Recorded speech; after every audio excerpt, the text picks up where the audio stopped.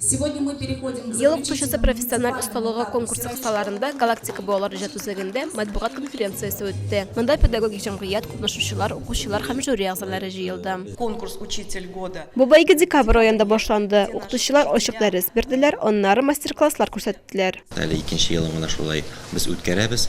Моңарчы безнең укытучыларның дәрес бирүләре һәм мастер-класслары белән генә булса, хәзер инде без исәпкә алабыз.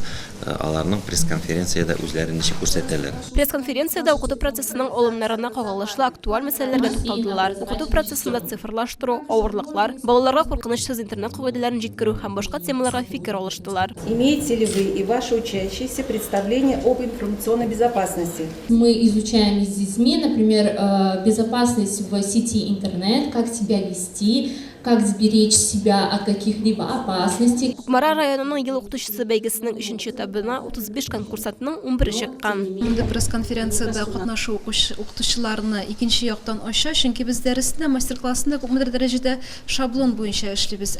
Монда көтелмәгән импровизация дип әйтсәк тә була, шуңа күрә ул укытучыларны икенче яктан ача дияр идем мин.